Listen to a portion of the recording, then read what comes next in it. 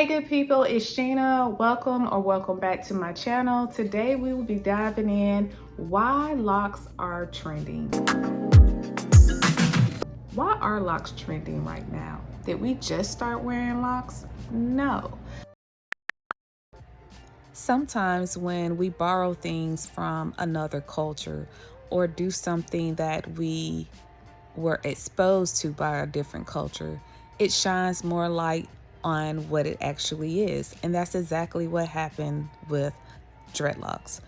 Dreadlocks have been around forever, but the fact that it is done in Japan with a culture that typically does not wear that as a hairstyle, it has become a trending topic. We've seen this happen elsewhere.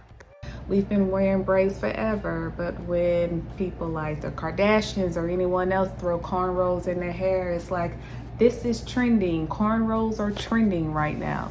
So there was a recent interview a few months ago of a guy interviewing people in Japan about wearing locks, dreadlocks, and some of the answers pretty much went viral. I have a daughter that is absolutely obsessed and in love with Japanese culture, anime, so I love the fact that they are giving recognition to where and why they are starting dreadlocks.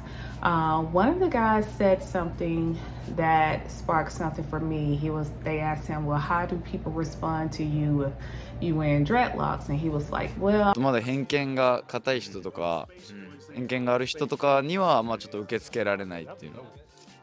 親御さんとか何も言わなかったですか？もう好きな、いやもう好きなようにしろって、まあ、ずっとダンスやってたし、そういうのが好きって。実際どうでした？やってよかったですか？ドレッド。いや俺はもうめちゃくちゃ好きなんでやりたいですね、ハゲない限り。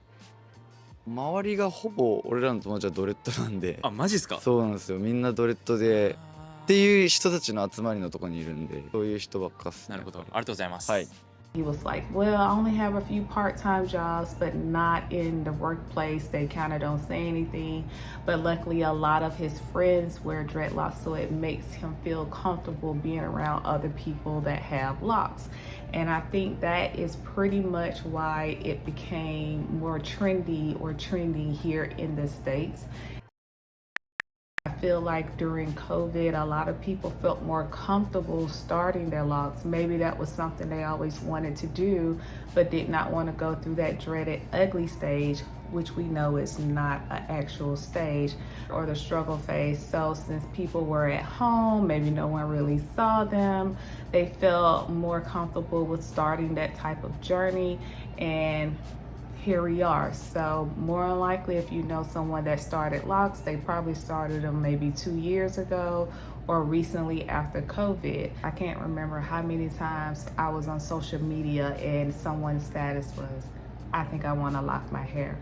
So moving on to another reason why locks are trending, and back to what the gentleman said, that a lot of his friends have them. So back in my day when I started locks, I did not have a lot of information on the internet, and there weren't a lot of people that had locks around me. So this is truly the best time to start locks or start your lock journey. There's so much information out there. There's so many different types of locks you can wear. There's so many ways to wear your hair when you don't just want to wear it down. People are still doing braids on top of locks, wigs on top of locks. If that's your thing, that's your thing. You can do the extensions with your locks. I know a lot of people, there's a lot of controversy about starting your locks and having weave, but to me, that's your business. You deal with it, your journey the way you want to. Just make sure you have all of the information needed so there are no big surprises along the way. So yeah, this is the best time to start your locks.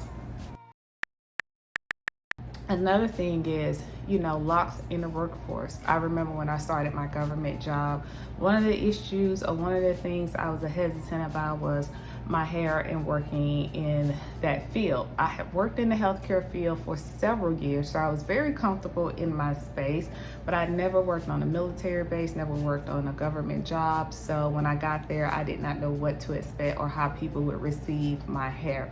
And when I got there, it was the complete opposite. I mean, people had locks, natural hair. People had locks, natural hair with unnatural colors. So I was like, I'm good.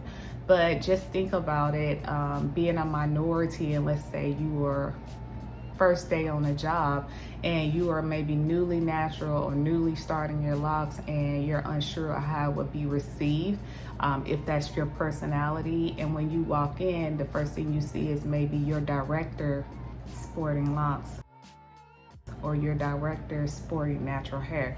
It just brings on a sense of security and comfortability. I mean, even on commercials, TV shows, I saw this anchor came up and her coworker mentioned that she had a fresh set of braids. August the 10th, I'm glad to see you braided in. I made it in. Well, thank you. This doesn't mean you're going on like a 3-week vacation, is it? No. Oh, phew. But maybe I should book something. Hold on. No. So even within that aspect, we're getting more comfortable with acknowledging ethnic looking hairstyles.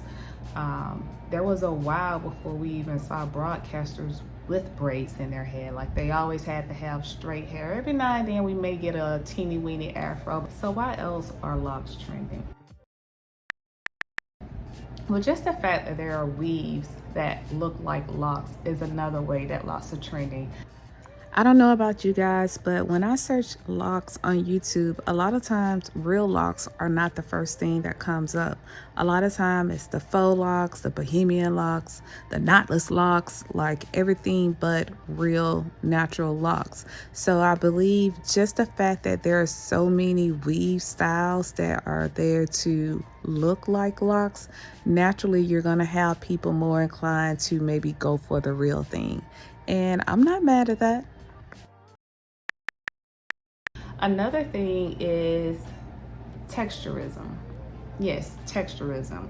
Right now we have, I don't want to say a divide, but there are some issues within a lock community as far as how locks look. You have the people that lock their hair that have the loose wavy texture, and you have people that have the tight kinky texture. Stuff is kind of putting in a little divide. I mean, we all have locks, it's just we choose to wear them differently.